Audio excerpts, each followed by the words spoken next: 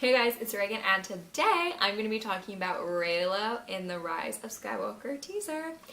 So guys, it's been a rough time for us Reylos lately. I've kind of been frustrated with all this new episode 9 content. We've had some issues though, because there's this one interview with Daisy Ridley, like people are really using us to attack us, and it's been kind of bad. Before I get into that though, I just want to say, guys, please subscribe if you haven't already, because I love when you guys subscribe. Also, it really helps me out when you guys subscribe, and it makes me want to do more videos, and I really just love it. So thanks for subscribing if you have, and just like stay tuned for more episode 9 content, because trust me, I'll be doing a lot before December. So guys, let's get into this interview with Daisy Ridley. Okay. So antis are like, oh my god, Daisy Ridley said your ship doesn't exist. Okay, here's the deal, right? So I watched this interview, and at first I was like really hurt, because I was like, oh my god, this really sucks. Like, she's like completely disregarding it. And then I was like, wait a second, let me watch it again.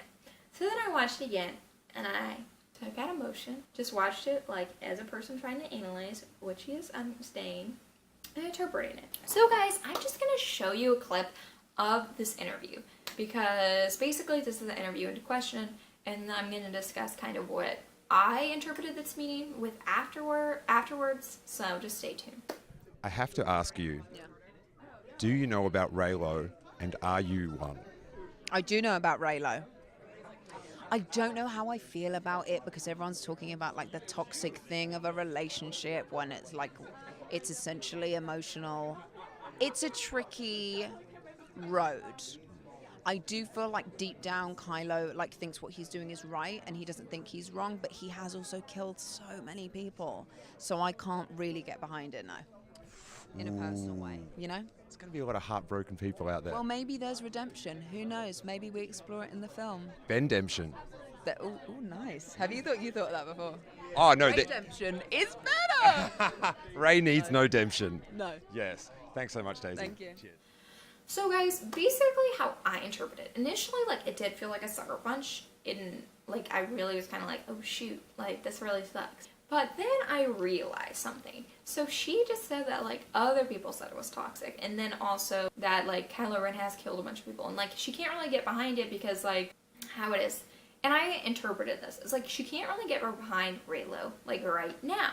And then unprompted, she goes into, but maybe there's redemption. So the thing about it is that for me, I know, like at this point, I don't necessarily, okay, hear me out in my explanation. So at this point, like, I understand what she's saying, and I totally understand why she said she can't get behind Reylo. Because at this point, really, Kylo Ren isn't really relationship material.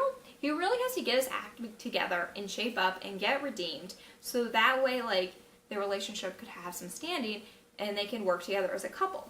And I know people say, like, all the time, Reylos are supporting an abusive, toxic relationship. And, like, here's the deal, right? What people are saying, like, insinuating about us is kind of really just kind of, it's, like, hurtful, but also just kind of annoying. Like, you know what I mean? Like, that's not really what we want. A lot of us Reylos are kind of at this point where we want Kylo Ren to be redeemed. We want him to be Ben Solo. We don't really, like, technically, we don't really want Rey to be with this Kylo Ren, like, Darksider. A lot of us, like, we don't want him to be like that. That relationship wouldn't really have good standing, like, if he was, like, totally being dominant of her and, like, controlling of her. That's not a really good relationship. That's not necessarily what we want. What we want, what a lot of people want, what I want as a Reylo, is I want Rey and Ben Solo equals in the Force, working together and being a mutually beneficial relationship where they really push each other to make each other better. That's what I like in relationships, and I think that that's what they can do. I think you've seen hints of this, and that's why that's why, like, I'm a Reylo, because you've seen hints of this where it looks like Rey is helping lead Kylo Ren on the path to redemption. And I do think, as obviously in my last Star Wars video, I talked about redemption, about how the Rise of Skywalker basically means that Kylo Ren will be redeemed. So, like, her referencing redemption means that, like, there might be something more. So I think that there probably is going to be some dynamic, maybe more romantic attachment between Rey and Ben Solo. But the thing is that we can't necessarily, like, the ship name, I can't necessarily say Ren, because that's Kylo Ren's last name, or I can't necessarily say Bae, because people think I'm talking about Beyonce, you know, so, like, Reylo works better as a ship name, that's why I declare myself as a Reylo, but like I don't necessarily want Rey with Kylo Ren right now, so like that's my standing on it. But let's get into the actual like teaser trailer and stuff that we got and other evidence that we had for Reylo, because like there was a lot, and like I'm gonna be discussing it. So the thing is about the Rise of Skywalker is that, as Oscar Isaac said, it will be like 3 acts. So basically what's probably going to happen is you have the first act where you have Rey, Finn, and Poe, and they're on the Falcon. And this is after they talk to the Resistance base, and I think this is probably after there's one footage with like Rey talking to Rose. So I think this is after that. So then they go on a mission, and they kind of basically probably start out where they've seen where kind of the Resistance is at, but then they go on a mission. They go on Batu, and Poe meets up with his Black Squadron. That's why like Snap was in the picture with Claude, and Chewie's there, and they basically try to figure something out, you know, how that works. And then I think what happens is that they run into somebody on Batu, and who they run into is Kylo Ren.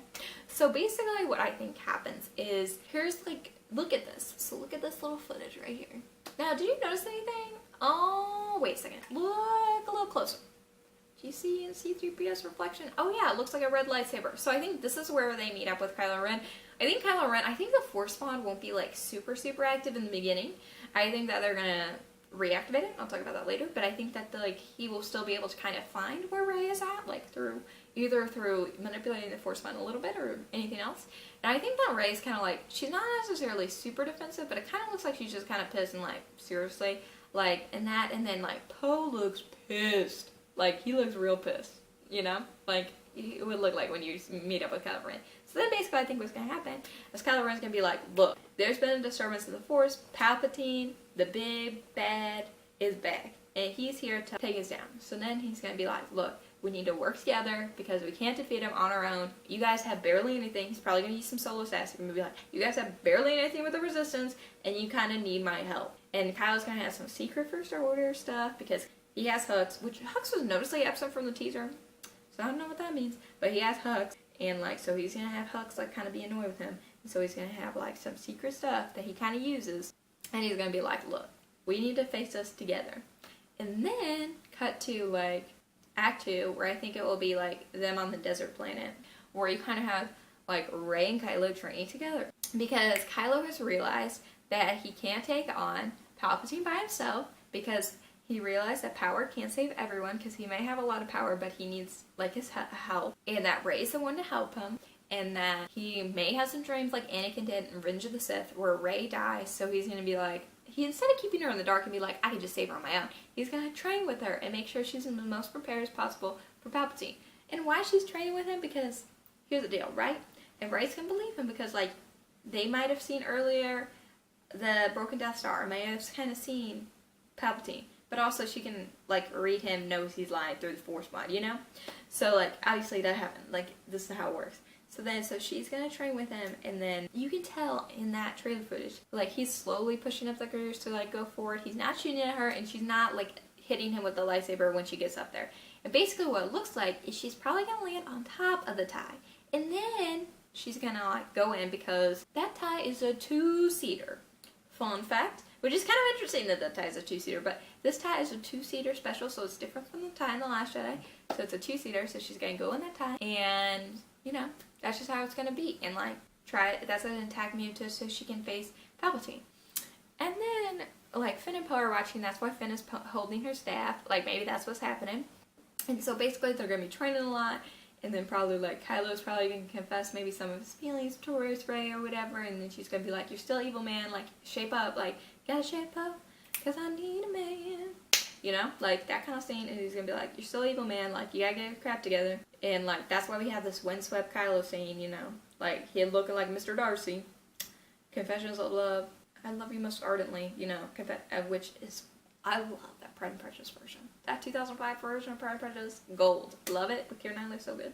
But anyway, so that's why like they have that little bit. So then the third act is them going to face Palpatine. And basically, I think the third act will have a lot of, like, Naomi. So you have, like, Naomi and Lando and, like, Poe and Finn. They're going to be all working together a lot. And, like, that's going to be kind of a lot there. But, like, Rey and Kylo is going to be mostly alone together in the third act. That's how I think it will probably go. And so then you have this then go take on Palpatine or whatever, defeat some other big bad, like whatever, like him. Palpatine might be taking influence of the Knights of Ren, so Kylo fights the Knights of Ren, takes down some of the Knights of Ren, that's why we see this in the forest. Basically, they take it down, Kylo maybe does some sacrificial thing, and then he's like fully redeemed, and he's Ben Solo again, and maybe we have our Reylo canon confirmed moment there. I think the key is that, like, people have said that Reylo is like reverse Amidala, and I agree with that kind of in a way.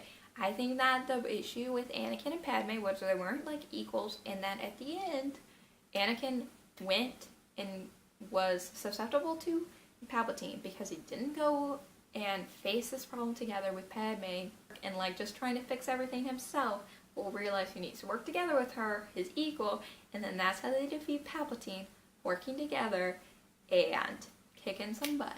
So like that's kind of where I think it's gonna go. I think it's gonna end flawlessly. I think Daisy Ridley said this is a very satisfying ending, but I think that's why like Oscar Isaac said that the third act JJ had a lot of like moving pieces in this one interview, and then they said that like only Daisy really has a good sense of how it's gonna end, and I think that's because she was there with Adam, and that's where it ended. It ended up with her and Kylo Ren, and that's what they did on like the last day of shooting. So I don't know if that was the end, but that's what they did in the last day of shooting. Like people said that he always films it in order. And like Rey, and that's probably why they had a break, because they wanted to develop it and made it Palpatine and the ending as satisfying as possible. And that like Adam was there, Daisy was there, and I think it was just interesting though because they said like so many times, like when they wrapped, like Daisy never really mentioned Adam, like, but we know he was there on the last day of wrap because like his makeup artist was there, and then she also had a liter of blood, which is kind of bad, fake blood. So I don't know about that, but like, so we know he was there. So like, it was kind of interesting how he was never mentioned. You know what I mean? So like, I don't know. I just think that they wrapped like together. Like I think that Rey and Kylo Ren ended it together, and that's where this series is gonna go forward with the redemption and a Reylo canon confirmed moment at the end. So that's just what I'm saying from basically what I've been analyzing, okay, and the evidence I got. So look, here's the deal, right? As a Reylo, like obviously I've said my piece. Like this is what I said, but like guys, like I know it might be getting hard with us with these antis, but it looks bright for us, okay? Like after last Jedi, dang, Ryan really looked like he was on our side, but JJ also alluded to it. And like at the end of the day, like that's like the thing that's streamlined through the past two movies. And look, I even got my mom convinced on this, okay? And she's like a hardcore Star Wars fan, like from back in the day. She's like super into Star Wars. Like I'm telling you that she knows more Star Wars than me, and she's even on board with it because it looks like the trend, okay? Like that's all I'm saying. So don't lose hope, because Ben Solo is our only hope, and he's gonna get redeemed. And if you're an anti and you watch this video, wow, I can't believe you watched this whole video, because that seems like a giant waste of your time, because basically I said a bunch of things that would probably annoy you. But anyway, whatever. So thanks guys for watching this video. Please subscribe if you haven't already, and whatever. Bye guys.